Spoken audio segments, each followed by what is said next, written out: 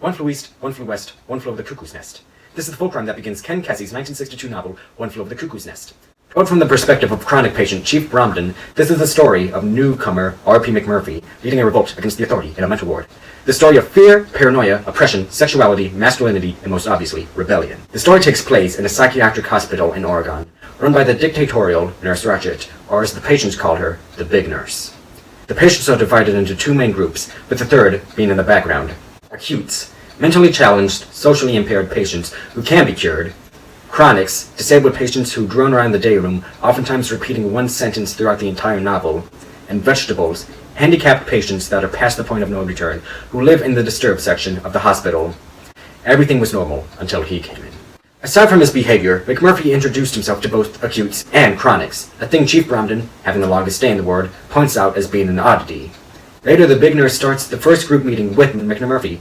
Here, she opens up topics from each patient and lets the other patients turn to that patient's faults, which she says to be therapeutic. By the time the meetings are over, the patients are embarrassed by the rude and savage actions. After watching this, McMurphy denounces the Big Nurse's therapy session, claiming she is merely a bowl cutter. He then strikes up a bet with the other patients that he can make her lose her temper within the week. Thus, the main conflict begins.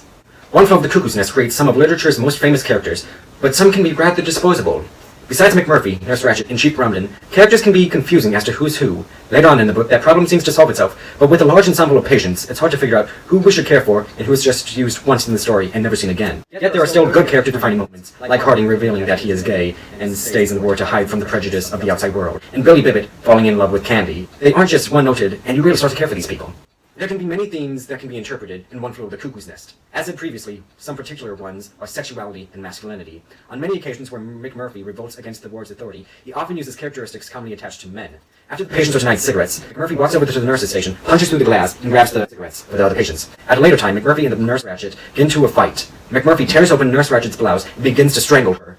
Many things can be said about this. For starters, McMurphy once again uses strength to get the upper hand against Ratched. Moreover, he exposes her breast, humiliating her in front of all of the patients, aides, and doctors. Also, there's something to be said about McMurphy and his Jesus symbolism. During his stay, McMurphy gathers up followers who look up to him. Later, McMurphy steals a bus and goes fishing with 12 other patients. Afterwards, McMurphy receives electroshock therapy on a table conveniently shaped like a cross. Literally, McMurphy asks the doctors if he's going to receive a crown of thorns, in which he kind of does. To sum it all up, One Flew Over the Cuckoo's Nest was a good read. At parts it did drag, but that's not saying those moments outweigh the good ones. To my audience out there, I suppose a couple of you would enjoy this novel, preferably those in this upper corner up here. Yeah, hi. To others, I would say either give it a year or so, but if I've already interested you, go ahead and read it. I'm not stopping you. Just, I want to point out that it does start with an excerpt from a children's folk rhyme. That is, One flew east, one flew west, one flew over the cuckoo's nest.